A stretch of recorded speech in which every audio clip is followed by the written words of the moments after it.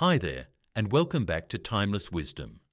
Have you ever wondered who elderly people should live with, and how that choice might impact their health, or even how long they live? It's about more than just having company or saving money. At its core, it's about trust, comfort, and whether the people around you help you feel like yourself. Once you reach your 70s, life takes on a different rhythm. Energy levels shift, priorities become clearer. You start noticing what truly matters and what doesn't. Suddenly, something as simple as who's sitting across from you at the kitchen table can become one of the most meaningful decisions you'll ever make. Some older adults find peace in living alone. Others thrive when they have someone nearby, even if it's just for shared meals, warm laughter, or a hand reaching the top shelf. The real question isn't just whether to live with someone. It's who makes your life feel more supported, manageable, and full of meaning. In today's video, we'll look at 6 types of people seniors often choose to live with, and what makes each living arrangement truly work. These aren't just practical setups. They're deeply emotional and human decisions that shape how secure, independent, and connected you feel in this stage of life. Stick around until the end. You might just discover a new perspective or a living option that brings more peace into your life, not just now, but in the years to come. Number 1, a caring adult child who respects your independence. For many older adults, living with a grown son or daughter feels like the most natural step, especially if health concerns or mobility issues have started to show up. And when that relationship is built on trust, love, and clear communication, it can work beautifully. Daily help is close by. You don't have to worry about groceries, rides to appointments, or long stretches of loneliness. But the key word in all of this is respect. Too often, older parents move in with their children and find themselves quietly pushed into the background. Their routines get overridden, their opinions get brushed aside, and little by little, they feel less like a parent and more like a guest in someone else's home. That's why what matters most isn't blood, it's balance. If you have a child who truly understands your need for space, who still sees you as capable and wise, and who includes you in household decisions without making you feel like a burden, that can be a deeply comforting arrangement. You gain peace of mind knowing someone's there if you fall or feel unwell. But you also hold on to something just as important, your dignity. I remember a woman named Linda, 78, who moved in with her daughter after a fall. She said, "I was nervous at first. I thought I'd lose myself. But my daughter asked me where I wanted the furniture, asked what time I liked my tea, even gave me a key to the house like it was mine too." That made all the difference. Of course, it doesn't work for everyone. Sometimes the personalities clash. Sometimes the house is too loud, too crowded, or just not the right fit. But if your adult child is emotionally mature, patient, and genuinely wants to support, not control, you, the result can be something special. A household where you feel both safe and seen. And that's a kind of home money can't buy. Number 2, a dependable sibling or close relative with shared history. There's something uniquely comforting about living with someone who's known you for most of your life. A sibling, a cousin, even a lifelong family friend. They don't just help with meals or medication. They remember who you were before the world got loud and complicated. They know your stories. They've seen you through seasons of joy and struggle. And that shared history can bring a kind of emotional ease that no hired caregiver or roommate ever could. When older adults live with someone from their own generation, someone who understands the cultural references, who remembers the same presidents, or who grew up with the same family traditions, it often creates an environment of deep mutual understanding. You don't have to explain yourself. You don't have to perform. You can just be. I once met 2 sisters, Ruth and Elaine, ages 80 and 83, who had both outlived their spouses. Instead of going separate ways, they chose to live together again, just like they had in their 20s. Ruth told me, "We bicker over silly things like the thermostat, but at the end of the day, no one else knows me like she does." This kind of setup isn't about dependency, it's about companionship. It helps with practical needs, sure, but more than that, it reduces the quiet ache of being unseen or misunderstood. It reminds you that you still belong to someone, that there's still a person on this earth who sees you as you are, not just as an elderly person needing help. And for many seniors, that simple feeling of being emotionally known, of sharing meals, memories, and even silences with someone who understands, is more valuable than any luxury retirement plan. If you're still watching this video and finding these insights valuable, please comment number 2 below to let me know you're here. And if you haven't subscribed yet, I recommend you subscribe and turn on the bell so you don't miss any videos. Your support helps us continue creating good content to inform and inspire you. Now, let's move forward. Number 3, a fellow senior or trusted friend as a roommate. There's a growing number of older adults who are choosing not to live alone, but also not to live with family. Instead, they're pairing up with friends, former co-workers, or other seniors who simply want the same thing: connection without obligation. These arrangements aren't about caregiving, they're about community. Two people sharing space, expenses, and conversation while still maintaining their own lives and routines. This kind of roommate setup can be especially meaningful for those who have outlived a spouse or never married. It keeps the home from feeling too quiet. It brings laughter into the kitchen. And it allows both people to age on their own terms, side by side, but not entangled. There's something deeply human about having someone to say good morning to, even if the rest of your day is spent independently. And for many, that single point of contact, just knowing there's another soul nearby, can be the difference between isolation and stability. I remember 2 friends, Marvin and George, who met through a community centre and decided to move in together after both had health scares. Marvin said, "We split the groceries, take turns making coffee, and leave each other alone when we need space. It's not complicated, it's just comfortable."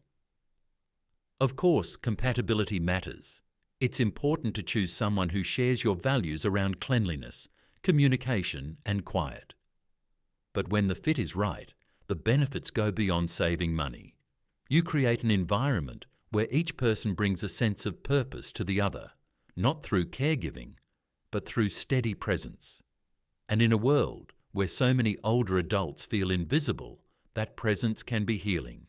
It reminds you that you're still part of something shared, that your life, your thoughts, your laughter, they still echo in someone else's daily rhythm. And that sometimes is all the medicine you need. Number 4, a younger relative or helper who offers mutual support. Sometimes the best living arrangement isn't with someone your own age. It's with someone a generation or 2 younger who brings energy, practical help, and a fresh perspective. This could be a grandchild, a niece or nephew, or even a trusted young adult who isn't related by blood, but is bonded by mutual respect. What makes this dynamic work isn't age, it's agreement, a shared understanding that both people bring something valuable to the table. In many of these situations, the younger person receives reduced rent or free housing in exchange for helping with errands, driving, or household upkeep.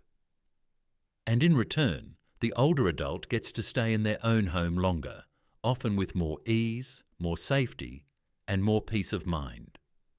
There's also something emotionally uplifting about being around someone younger. Their music, their stories, their pace. It can breathe new life into your days, not because you need to keep up, but because you get to witness life from a different angle. And sometimes that's all it takes to shake off the fog of routine.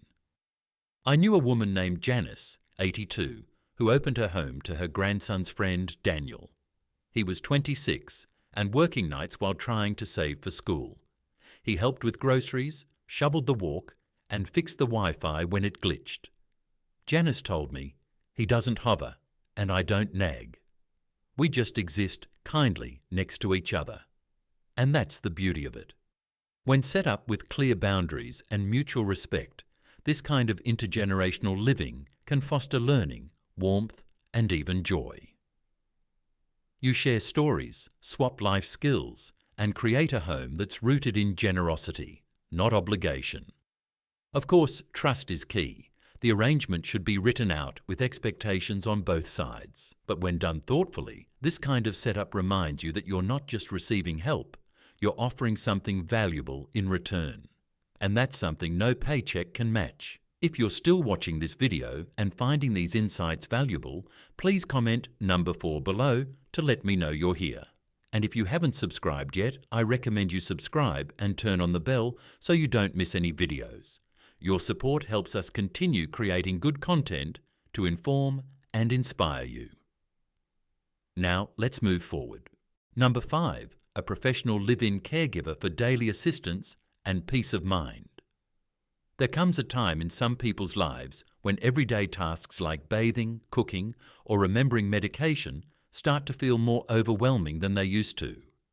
And while friends and family might try to help, they may not always be trained, available, or equipped to handle the job. That's where a professional live-in caregiver can make all the difference, not just in physical support, but in the comfort of knowing someone is there who truly knows what they're doing. These caregivers aren't just assistants, they're trained observers. They know how to spot early signs of infection, how to help you move without causing pain, and how to keep your space safe and your routine steady. For many older adults, this brings a level of calm that no amount of visits from relatives can quite replicate. But perhaps the most underestimated part of living with a caregiver is the relationship that can develop. When there's consistency, kindness, and mutual respect, this kind of setup can blossom into something quietly beautiful, a rhythm of daily life that feels dignified, not dependent. I remember a man named Edward, 84, who resisted the idea of a caregiver for years. When he finally hired one, Maria, a woman in her 50s, he told me 2 months later, "She doesn't just make sure I take my pills. She listens. She treats me like a person, not a checklist." That meant everything to him. Now, of course, this kind of arrangement requires careful planning. Finances, agency support, and background checks all matter. But for those with chronic conditions or limited mobility, the presence of a professional in the home can reduce emergency room visits, help you stay in your home longer, and offer your family peace of mind they didn't know they needed. It's not a loss of independence, it's a shift in how independence looks. Because sometimes the strongest decision you can make isn't doing everything on your own. It's knowing when to bring someone in who can help you do it better, with skill, with care, and with a heart that honours your needs and your right to feel safe exactly where you are. Number 6, a compatible person who honours your rhythm, not just your needs. At the heart of every good living arrangement is one quiet truth. The best person to live with isn't always the one you expect. It's not just about family. It's not just about who can lift heavy things or drive you to appointments. It's about how that person makes you feel in your own space. Do they respect your need for quiet? Do they speak to you like an equal? Do they let you be you, or do you feel like you're always adjusting to them? Living with someone in your later years means sharing more than just meals or bills. It means sharing mornings, moods, energy levels, and the spaces in between. And if the person you live with doesn't understand or respect your natural rhythm, whether that's your sleep schedule, your prayer time, or your need for afternoon silence, the days can start to feel like a slow erosion of comfort. But when someone does respect your rhythm, everything softens. You feel safer. You laugh more easily. You take deeper breaths. And most of all, you feel like your home still belongs to you. I once met a man named Joseph, 79, who lived with a neighbour's daughter in her early 40s. She helped with shopping and light cooking in exchange for a private room. But what struck him most wasn't the help. It was how she never pushed, never hovered, never made him feel like a project.